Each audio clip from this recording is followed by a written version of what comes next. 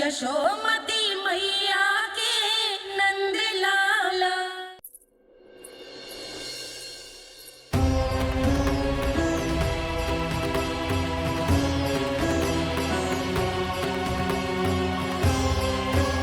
इससे पहले कि मैया को संदेह हो जाए, मुझे जाना होगा शनिदेव। प्रभु, कृपया अपने विराट रूप के दर्शन दीजिए।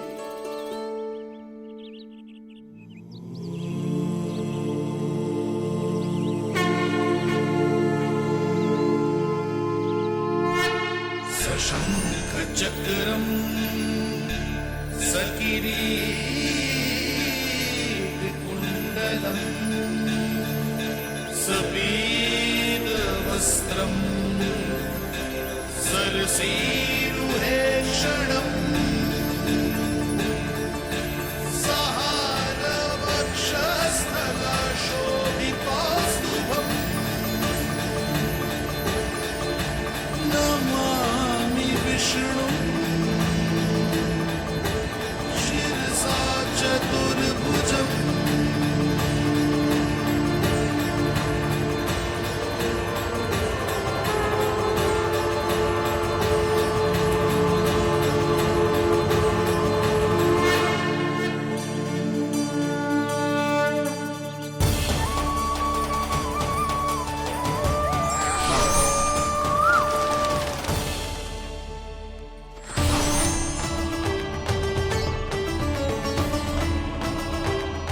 श्री हरि, मुझे पंछी की छाया।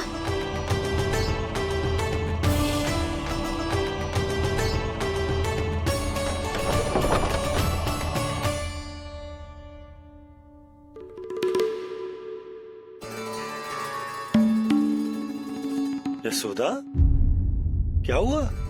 क्या देख रही हो? क्षण भर को लगो जैसे लल्ला की ना कोई पंछी की छाया हो। पंछी?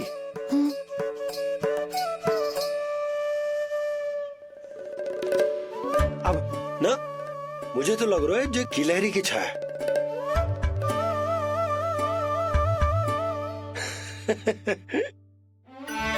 यशोदा, बालक नीलमणि है और बालकों वाले काम तुम कर रही हो।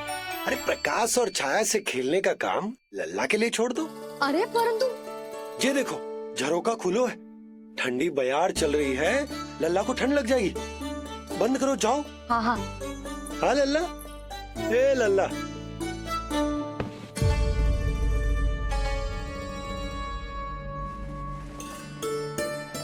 आज सब कितने सज धज के आए थे तुझसे मिलने के लिए, जैसे दीपावली हो। है ना लल्ला? सिवाय इनके देखो,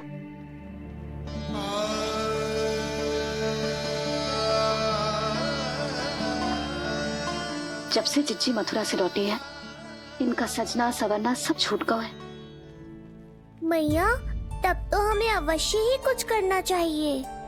सुनो जी, हमें अवश्य कुछ करना चाहिए। जे इसे देखो, ना तो जे थको है, ना इसकी आंखों में नींद है।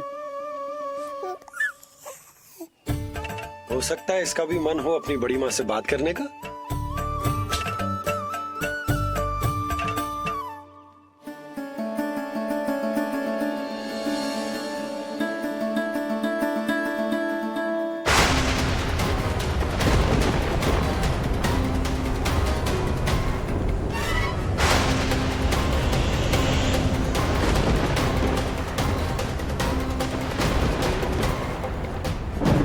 अरे लल्ला, डरने की क्या बात है? बस थोड़ी आंधी तो है।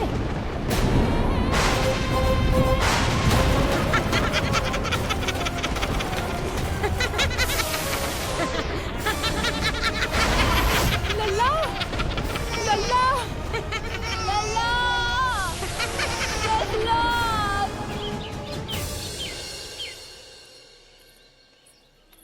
जिज्जी, अरे यशोदा, नंद भैया। चिच्ची, ये नीलमणि के षष्ठी पूजन का उपहार है।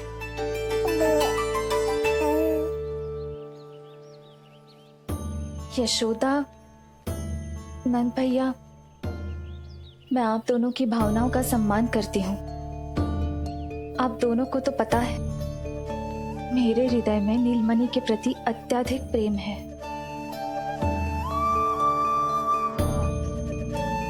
यशोदा, तुम तो जानती हो मैं ऐसे वस्त्र नहीं पहनती।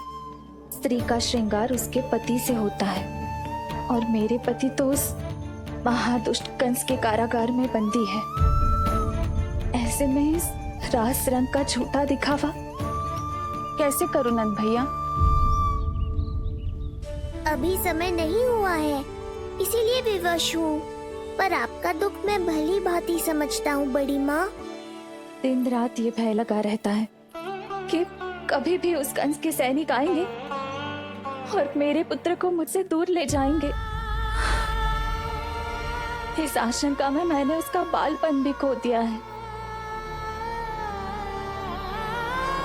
उस नन्हे से बालक को 4 दीवारों के भीतर बंद करके रखा है मैंने। थोड़ी देर और, बस तेरे बाबा अब भी आते ही होंगे।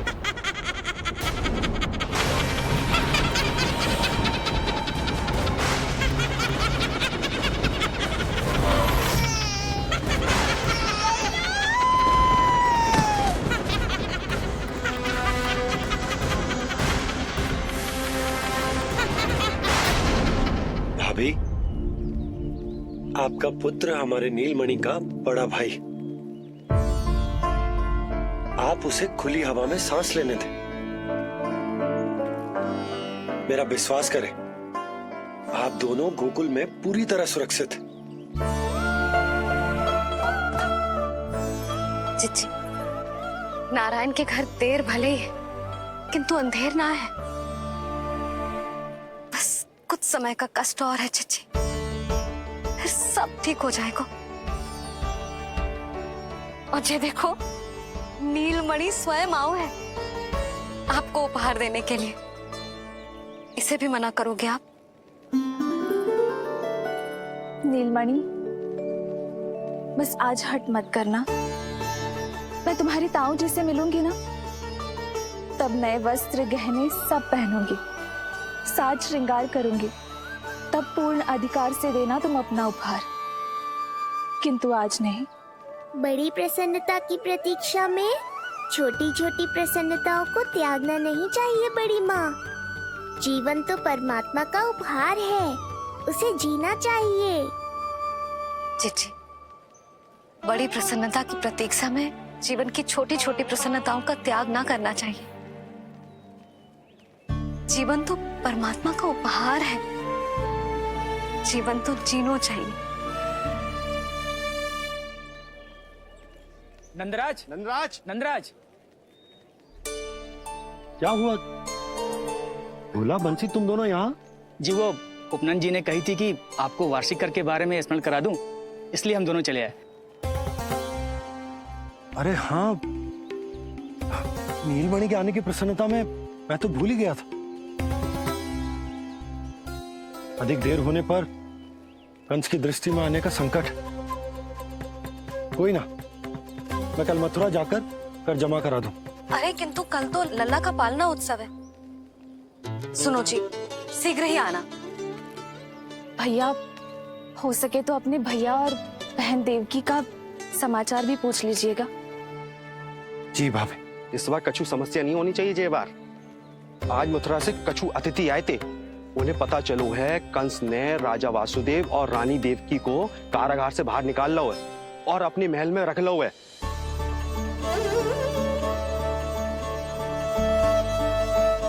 ये तो अत्यंत शुभ समाचार।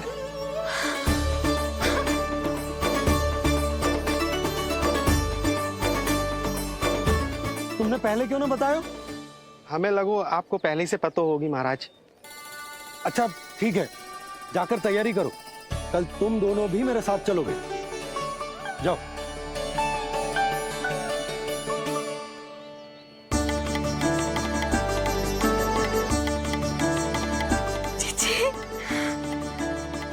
भाभी, यशोदा ने कहा था ना कि नारायण के घर देर अवश्य, परंतु अंधेर ना है।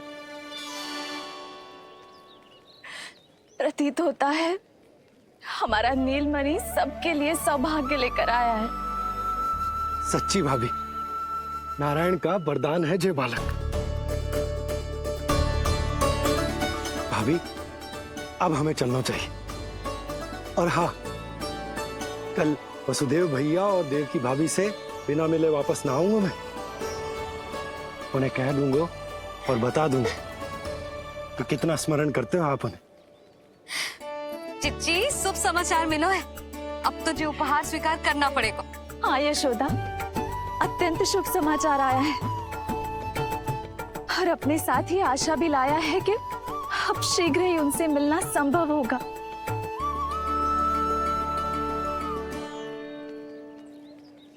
तुमने सत्य कहा था यशोदा, जीवन जीना चाहिए। मैं भी जीऊंगी, छोटी छोटी प्रसन्नताओं को मनाऊंगी, अपना ध्यान रखूंगी, फिर से सजूंगी, संवरूंगी। अब जब वो मुझसे मिलने आएंगे, उनका स्वागत करूंगी। उन्हें वैसे ही मिलूंगी जैसे उन्हें छोड़कर आई थी। मैं आपको आपके दुख से मुक्ति दिलाऊंगा। बस कुछ समय तक और प्रतीक्षा कर लीजिए बड़ी माँ।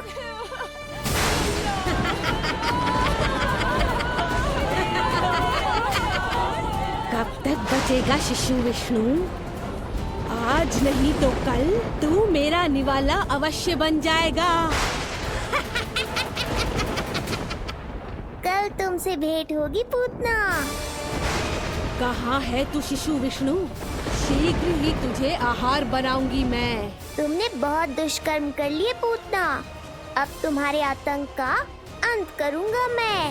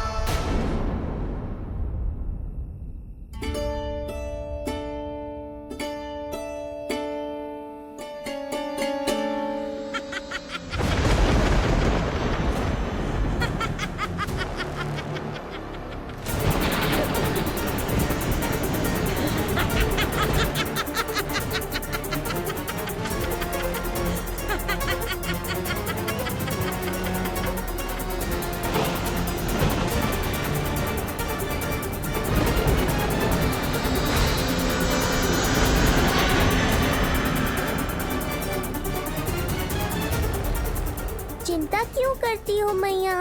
मैं हूँ ना।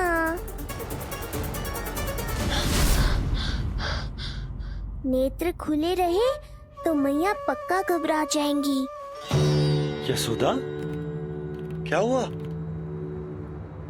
अरे बोलो ना, कोई बुरा सपना देखो। ना, स्वप्न तो ना था, किंतु मेरा मन बहुत घबरा रहा है। ऐसा लगो जैसे नीलमणि को कुछ। ये देखो, नीलमणि तो शांति से सो रहा है। तुम ना व्यर्थ ही व्याकुल हो रही। बाबा सही कह रहे हैं मैया, कुछ नहीं होगा मुझे। सुबह होने में अभी समय है। व्यर्थ की चिंता को झटक सो जाओ। अच्छा, ऐसे कैसे झटक दूं चिंता? नींद अचानक खुलो है मेरी। इसका अर्थ है अवश्य ही कोई बुरी दृष्टि है मेरे लल्ला पर।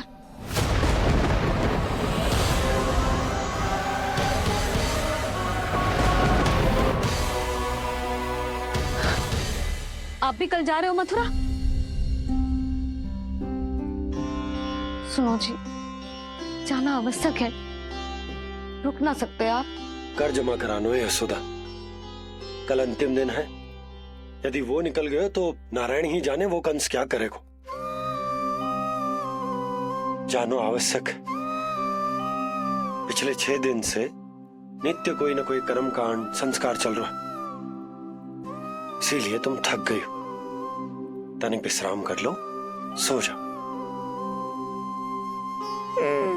देखो नीलमणि भी यही कह रहा है कि मैया मोरी विश्राम कर लो, सो जाओ।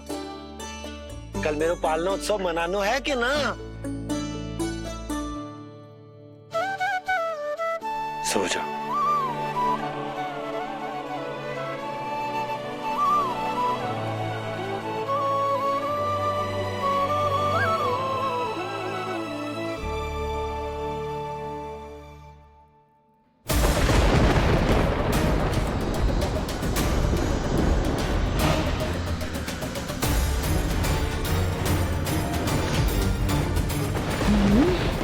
शिशु की गंध।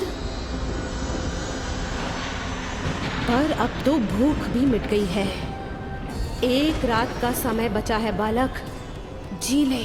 कल सूर्य की पहली किरण के साथ अंतिम सांस लेगा तू।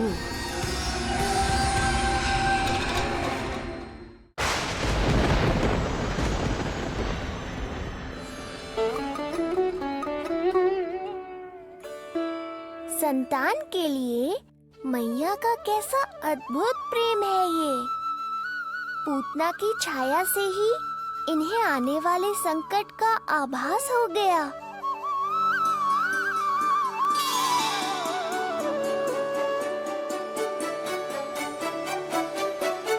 जब कोई बैलगाड़ी से यात्रा करता है तो गाड़ी पर चढ़ते ही सामान की गठरी नीचे रख देता है। उसे पूरे समय अपने सिर पे ढोते हुए यात्रा नहीं करता। उसी प्रकार आप भी अपनी चिंता की गठरी मुझे सौंप दो मैया, मैं सब संभाल लूंगा। जैसे आप थपकी देकर मुझे सुलाती हो, वैसे ही आज मैं आपको सुलाऊंगा।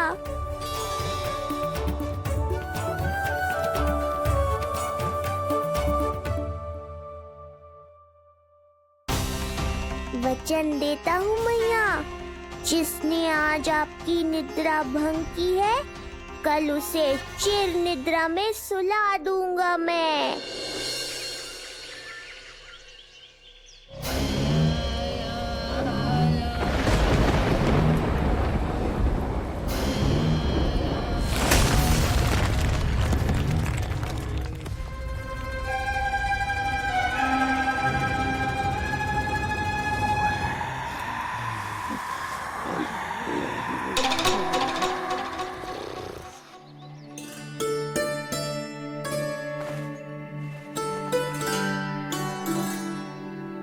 गाड़ी तैयार है नंदराज जी। उपहार और मिठाइयाँ तो ठीक है, किंतु भोजन रखो है कि ना? हाँ भाभी, रख दियो है। और भोजन ऊपर रखो है कि मिठाई? भोजन ऊपर रखो है भाभी। मुझे लगो ही था, अब मिठाइयाँ पिचक जाएंगी ना? हाँ भाभी, तो अभी मिठाइयाँ ऊपर रख देते हैं। क्या होगा बंसी भैया, फिर मिठाइयों का रस भोजन में चला जाएगा ना? मैया ऐसे पूछताछ करोगी तो हड़बड़ा तो जाएंगे ही। अरे भोला बंसी, अरे भोजन और मिठाइयों को अलग अलग रखो भाई। यही कह रही हो ना सुधा? अरे वाह, आज हमारा राजकुमार जल्दी उठ गए हो। इसे भी पता है पालना उत्सव में इसके बाबा ना होंगे इसके साथ, इसीलिए विदा करने आ गए हैं। फिर कोई ऐसो कर्मकांड ना होगो जब मैं ना हूं। बस आज जाने दे लल्ला, सबको जाकर अपने हाथों से मिठाइयां भेंट करूंगा और सबको बताऊंगा कि इतना सुंदर, इतना प्यारा लल्ला का बाबा बन गया मैं।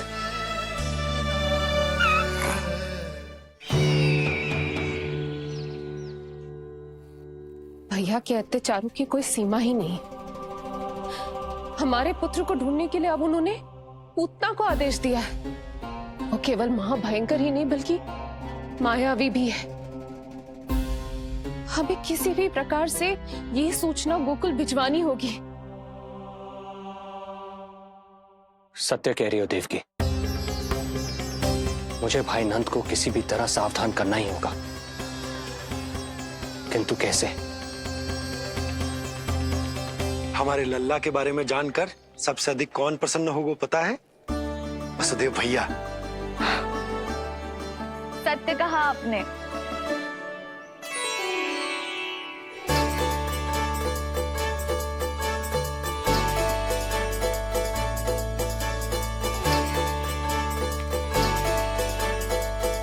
बड़ी माँ, नए वस्त्रों में ये हुई ना बात।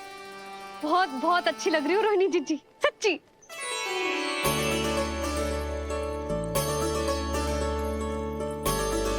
आपने जीवन में फिर से रुचि लेना आरंभ कर दियो है।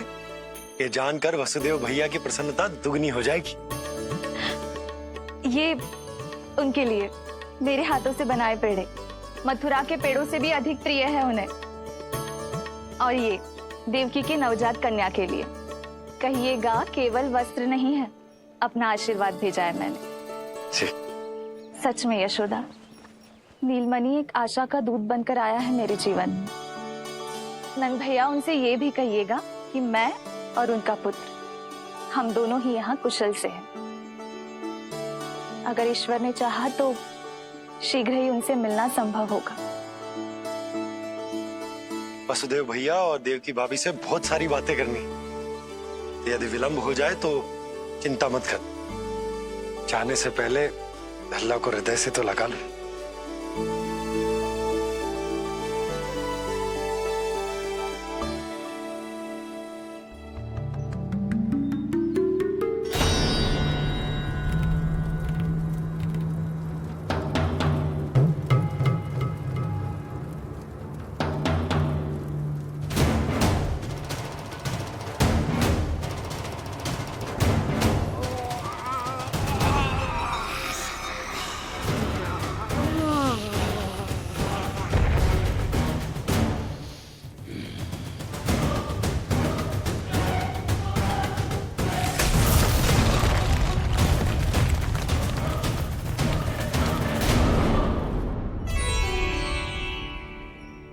कछु विचित्र सो क्यों लग रहा है मुझे?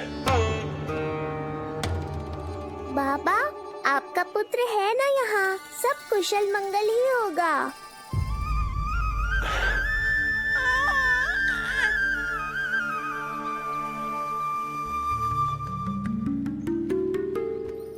चलता हूँ। ध्यान रखो।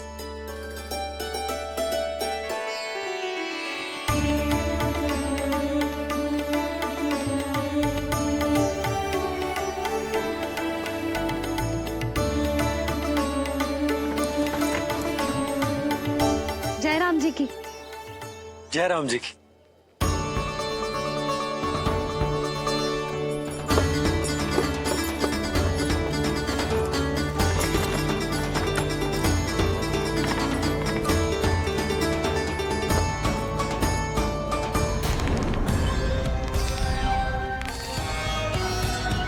कहाँ से आरंभ करूं आज? ब्रजपुरा, रानी घाट, देतिया, बरसाना या गोकुल?